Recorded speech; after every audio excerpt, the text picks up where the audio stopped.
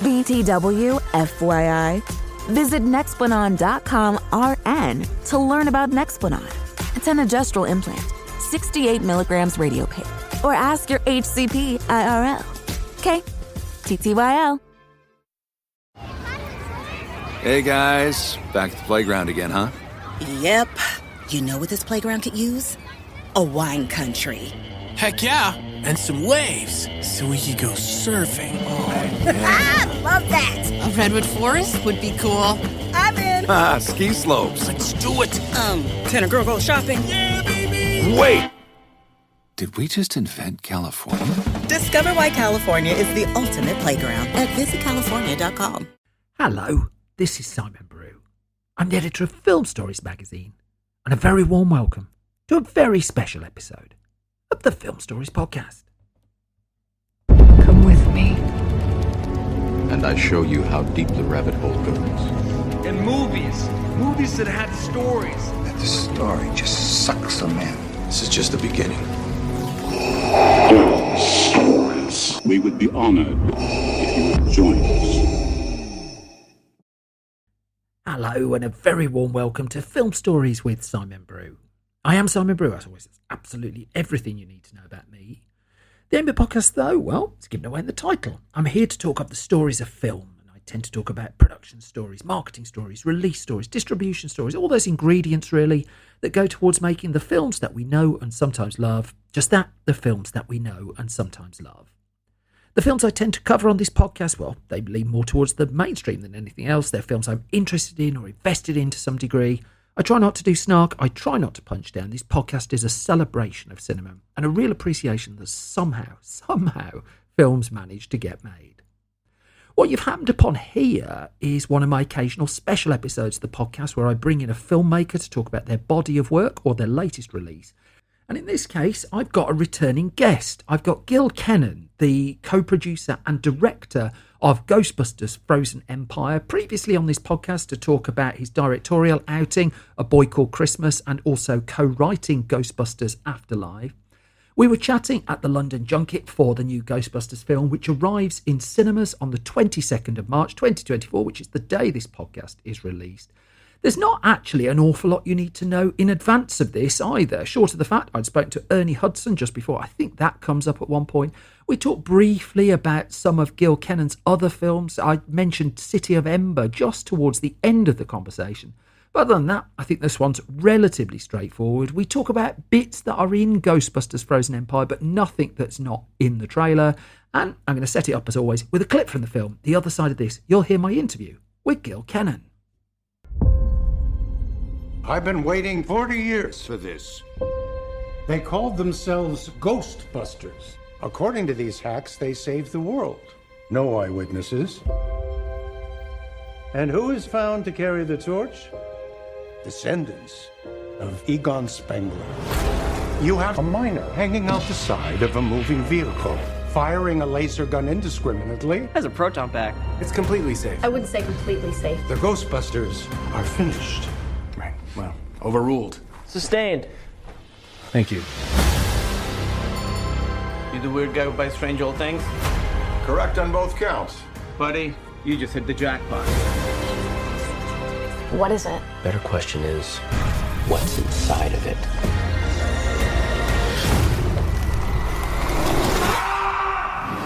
So that was a clip from Ghostbusters Frozen Empire. I'm sat opposite the man who co-wrote and directed it. It's Gil Kenan. And I know it's Kenan because you corrected me last time, and I've learnt. What if I changed the pronunciation since then? That would be amazing. It's Kenan, actually. Is it? No, I'll go with whatever you say.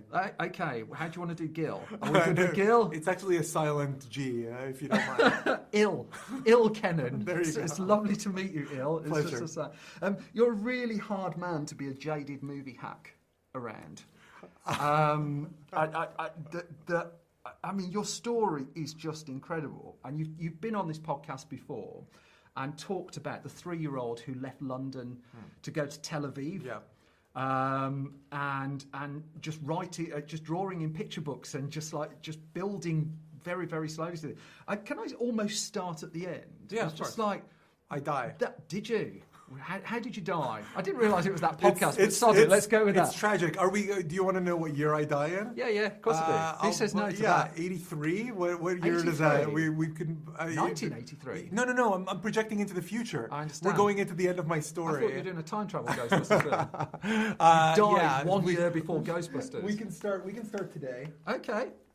So, but. That 3-year-old, I mean, that person who was, it's a really obvious question, but it's such a human one at the heart of your story. It's just like, if you'd gone back to that person who watched Ghostbusters for the first time, and, you've made a Ghostbusters film. 4 people have been able to direct a Ghostbusters film, and you're one of them. Do you capture that? I mean, it is absolutely, it's extraordinary for me to acknowledge that. I don't think that this period of going out and talking about a film is a sort of twilight moment in the life of a film. The release, which actually happens in a few hours as we're speaking, the sort of global release, all in a day's work. But that is actually a moment where you sort of stop with the kind of the celebration / back patting part of it, where everyone's just going around and feeling good about themselves, and you go out and you actually put the story out into the world. It's only really in that moment that I begin to acknowledge the fact that this is something that is complete. The experience is somehow crystallized. In this moment, I still feel almost like I'm making the film still, because we're here talking about it. And so in a few hours, I will be able to take a step back from it all. And I'm not very sentimental, actually, about once I finish something, I do move forward. I feel like it becomes the audience's movie once it goes into the cinemas. So in a few hours, I probably will feel an immense release of all of the pent-up excitement and tension that I've had for this last year making this movie. And it will be extraordinary to think about the kid that saw this movie for the first time at 7 and said, whether consciously or unconsciously, that's the kind of movie I want to see. That's the kind of movie I want to live in. That's the sort of movie I would, maybe I didn't know this at 7. That's the sort of movie I would want to make when I grow up. And so I just got to make one, and it's the best. I remember an interview with Jonathan Mostow after he'd done Terminator 3, Rise of the Machines. I like Terminator 3, Rise of the Machines, but that notwithstanding, he talked about the moment where Arnold Schwarzenegger came out of the trailer all done up as the Terminator, and just like, and the bit in the interview he said was, "Holy shit, I'm directing a Terminator film." And that was kind of the moment where, in the midst of all the 1,000 decisions a day that he was making, he had that. Did you have a similar moment just without Arnold Schwarzenegger? No, weirdly, he was there. Really? He was coming out of my trailer, and I was like, what are you doing in my trailer? But you can't say that to Arnold Schwarzenegger. He'll pound you into a pulp. You said it. I had a very similar moment, and I was... All due respect to Jonathan Mostow, he had one legend in his story. I had multitudes of legends that for me, it was a scene. You've seen the film now, you know that towards the end, it's in the trailer, so it's not spoiling anything for anyone. There is a sequence in the film where we basically have a legion of Ghostbusters standing shoulder to shoulder, defending home turf, going up against this incredible adversary. They don't stand a chance. And I was first so energized in the directing of that sequence, because I had to marshal this legendary lineup of actors. Never mind just the legends, Bill Murray and Ernie Hudson, Dan Aykroyd, Annie Potts, add Paul Rudd, Carrie Coon, Finn Wolfhard, Celeste O'Connor, Logan Kim, Kumail Nanjiani, all... you missed McKenna. I'm coming to her. Again, without spoiling anything. And all of them standing shoulder to shoulder. And I never had a chance to even contemplate just how iconic of a lineup that was until halfway through the first actual take of the shot, where Paula, my script supervisor, tapped on my shoulder and just kind of pointed at the screen. And it was almost like popping a bubble, where I just looked at it, and for the first time I realized the enormity of the image. that this was actually something that, as a Ghostbuster fan, actually never mind as a Ghostbuster fan, as a movie lover, this was actually like a meaningful lineup of characters.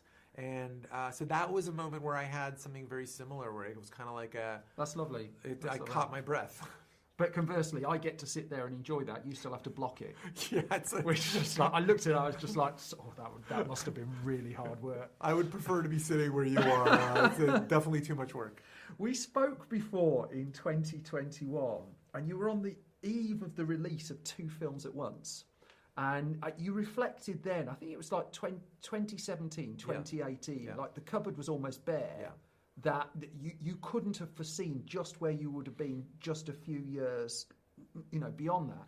And I mean, I'll come to you. You've had big successes, you've had films that haven't done so well, which again, you've been candid about in the past. That period of releasing A Boy Called Christmas, very popular film in my house, and Ghostbusters Afterlife as well. You said something similar to me at the time, that you're in the zone of it at the moment. Yeah. You couldn't sit back and reflect on it. Did you get like a month after it where you could just think, I did that, or that happened? I did. And enjoy it. And I'm so proud of that moment in my life. I mean, I have to say, because I was candid about this in the past, there was never an expectation for me that one film would lead to another. Each story I tell might be my last one, and I don't take any of this for granted. I also know how many variables come into play just for a movie to exist, period, let alone for somebody who came in from the cold as a movie lover, to have clawed my way into a place where now I'm talking to you as someone who's directed a Ghostbusters film. I don't take it lightly. Yesterday was a moment that was really profound for me because, I don't plan to make a habit of this, but yesterday was the 1-year anniversary of us starting to film Ghostbusters Frozen Empire. It was also the cast and crew screening, so I felt like I was presenting the finished film to the hundreds of folks who worked here in the greater Reading area to make this film. It was also halfway across the world, the first day of principal photography on the SNL film that Jason and I wrote. And so the sort of combined experience of what we went through together in that conversation on the eve of those 2 films coming out, and on the cusp of this film coming out, knowing that I at least have one other movie that's going to come out. This SNL movie. It's I feel really lucky. So you mentioned Jason there, Jason Reitman, of course, and it's in, this is for the benefit of podcast listeners, it was in 2004, I think you said, that you crossed for the first time as he was making Thank You for Smoking, you were making Monster House. Now, during your experience in Monster House, it did strike me afterwards, I regret not asking you this at the time, you must have met so many people through such a big creative collaboration there.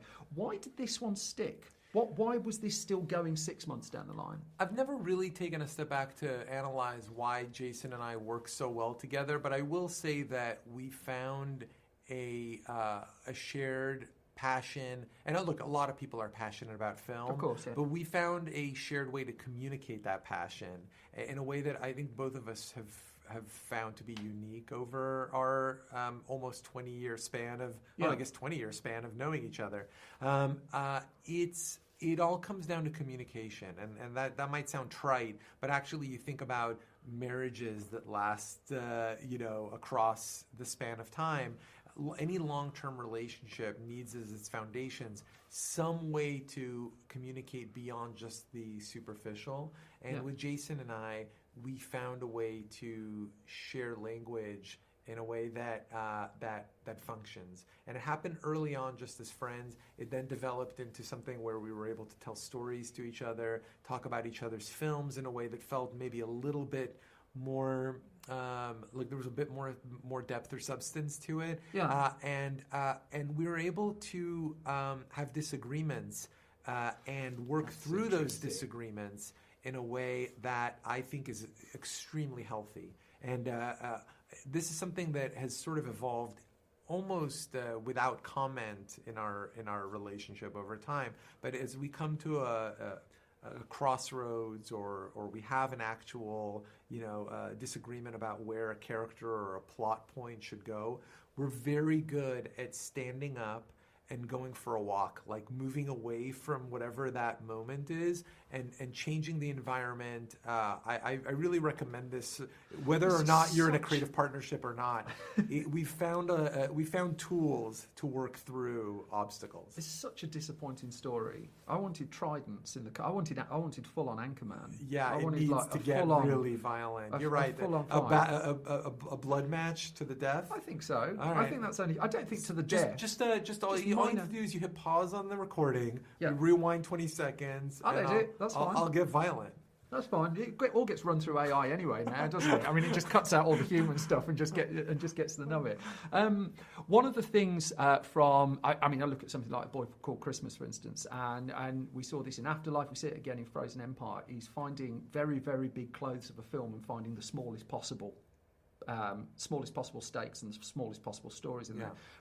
I still maintain that the Captain Underpants movie is one of the best examples of stakes in a modern film. It's all about, effectively, two kids who don't want to be separated at school. It's fantastic. I love that movie. I love that film a lot. McKenna Grace and Emily Allen Lind, I think I've pronounced your name then. You found this tiny, I know there's a broader family thing going on there, but you found something tiny and really resonant and important there. And that feels to me like the eureka moment. It absolutely is. Can you tell me how you found that? Yeah, it's the emotional center of the film, without a question. Loved it. And thank you. Look, when you're telling these stories, thematically, of course, you can draw lines in any direction, but you almost always have two sets of layers to stakes, right? Yeah. You have the global stakes, and in this case, we have an adversary who has an agenda, has a nefarious way of sort of trying to get to the thing he's after, and does so in an operatic, grand, world-ending sort of way. And then you have the personal stakes, and it's almost always the case that if a movie works, it's really because of the latter. Yes. that the obstacles that a character faces at the start of the story, the thing that makes you feel invested in a character's journey, it can be thrilling to watch them have to navigate those global stakes, but it can rarely be meaningful. And so it's the personal stakes or emotional stakes that always create this sort of true engine of a story. And for Phoebe, we knew, not just because of where we were projecting her character to go in this story, not just because both Jason and I are parents of teenage daughters who we had front row seats to the I'm happy to offer consultation on that as well, if that helps. Very affordable rates. Now you tell us. But there was this acknowledgement that there, in Phoebe and in McKenna, who brilliantly brings her to life, there was a development across time from the last film to this one that was going to sort of organically offer up the opportunity for a character to be searching for something within herself, looking for a way to define herself both within her family, within this new town, within Ghostbusters, and within her own trajectory as a human being. She's a character who feels like she doesn't have a natural fit into the world of ghostbusting as we meet her in this film. And there is of course a sort of comic or tragic irony, depending on how you want to see it, that the one character who she connects with and who sees her is a ghost. And that's not, it's not as trite as it might sound in the telling of it. Fact, don't you? Absolutely. It's Groundhog Day. Don't tell us the rules. It plays totally as you find it. It also, I think, is not out of the... It's not an exceptional occurrence for someone like Phoebe, who we've demonstrated has an unusual sensitivity, both in her relationship with her grandfather and in her openness, not in a sort of Dan Aykroyd, give me all the stories, feed me the spectacular, because I'll believe it all, but something a bit more idiosyncratic. I think for Phoebe there is a sort of deeply personal connection to the idea of the supernatural, and I'm really proud of the fact that through her relationship with Melody in this film, through her arc as a character, there is for the first time a ghost story with a voice to it. There's a ghost with a backstory, and that creates a separate and I think a distinct emotional dynamic. I did write down whoever cast McKenna Grace. I mean, that's Christina. That's Christina Ricci in Addams Family levels of casting. You know, Jason Reitman is an absolute genius in casting. There's no question. You've got an interesting setup with your Ghostbusters as well. I don't know if you're a fan of the Daniel Craig Bond films. I love Casino Royale. Right, so Casino Royale, masterpiece. Yeah. Right? I'm not asking you to comment on other people's films, but the narrative arc of that was quite interesting, and the ages of your characters give you options, Owen. And so we got in the first two of those 5 films a very young and raw Bond. Then we got Skyfall. Enjoyed Skyfall enormously. We went straight to mid-story. We were that all of a sudden his experience, and no one really talks about year 3, 4, 5. You know, there's always a gap as characters develop. You've got, as you said, a lineup at the end of characters of all sorts of ages. As a storyteller, I mean, does that open up in your head? You know, just opportunities that you feel others haven't particularly gone towards? Yeah, I mean, I think of 2 things. One is I actually love watching characters aging across stories, and I think especially when you comment on it, it can be, you know, we all have relationships with time that, however you want to, you want to, whether you want to accept it or run away from it, it's still something that is primary for everyone. It's really joyful to be able to write a story across time for a character, and I love the idea that those years in between the films actually have development that don't get addressed in a story. It's so cool to be able to drop in and watch somebody arrive at the cusp or within the middle of a new stage of their life. There is a generational story that you can't get away from in Ghostbusters because we're dealing with characters who run the gamut from, you know, 15, 16, 17 to pushing 80. Yeah. And Ernie Hudson is never 8. I've just been in a room with Ernie Hudson. There's no way that man is over 26. Resent every time that guy takes a sport coat off and stands next to me. It's incredibly unfair. Yeah, I agree. And I will never forgive him. But you can't get away from the fact that lived history has both a story to tell for those independent characters and in their relationships with younger characters. And specifically in a film saga like Ghostbusters, where we're talking about 40 years of storytelling, and we've got a story of a young Ghostbuster trying to figure out her role within this organization, and you know, in the place of Dan Aykroyd's Ray and Ernie Hudson's Winston, you have a sort of living conversation about what it means to even still put the pack on at this age, whether it's sensible or backache. Exactly.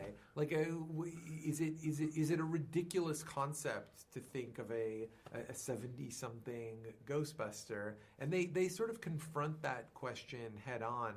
And I do love that those themes are explored in the film. I have to say, just as a complete aside, 9-year-old me never understood the lyric. I've always wanted to ask this to a Ghostbusters director. If you're all alone, pick up the phone and call. The rest of the song makes perfect sense, but why, if I'm all alone, should I just naturally ring them up? There's no Ghostbusters film that's explained that. I think it's inferring that it's not just being alone. I think it's actually it's holding on to previous lyrics in the song that suggest it's retrofitting. There's something strange. I know what you're... Look, there's something strange in the neighborhood, and you're all alone. It's an ellipses.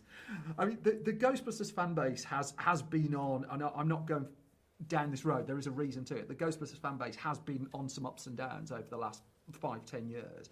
I'm curious, when you come to make a film, where your head is. Are you recruiting and trying to bring new people on board? I appreciate the answer's always a bit of both, but I just wonder where ultimately your primary focus is. Are you on a recruitment drive, or are you trying to satisfy the people from before? I mean, I definitely want this to be a Ghostbusters movie. I would love for this to be a wide, of course, a wide part of the audience's first Ghostbusters movie. Yeah. Like I think that's me That putting answers it. my check into the latter category. I do want this to be a Ghostbusters movie that can bring a whole new audience in. And I think because it's the first time back in New York City since 1989 within our sort of Spangler saga, and because it's a big old movie, there's a chance to meet some of these characters for a huge part of the audience for the first time. And I'm excited about that. How do you explain to a new recruit just how long Walter Peck has been mayor for? Well, first of that. all, You must have written that bit. You've got to own that bit. I will own it. There is an arc to his character. He had a fall like you couldn't believe in the late 90s. It's everything you said about not what you don't see, right? He had to claw his way back after 2 failed marriages, a bankruptcy, a public trial. His character was dragged through the mud. Really, we should all be congratulating Mayor Peck for having scraped his way back to that perch. I'm sure there's a political subtext there of a public figure who's dragged through the courts and makes a comeback, but I'm not going down that road either. Were you a fan of the, I don't know whether you saw it or not, the Disney Plus series Light and Magic? Is that the one about ILM? Yeah. It was incredible. Yeah, I've not spoken to a filmmaker who's not seen it. I was absolutely blown So away I read your end credits as well, and your end credits, as much as great big long lists of visual effects artists and things like that, are puppeteers. Yes. And I read the press notes as well, and the press notes talk about these practical old style effects that you were looking to do. Now, I read things like this, and I read film directors saying, I love doing it the old way and stuff like that. But what is the practicality to you once you actually have to do it?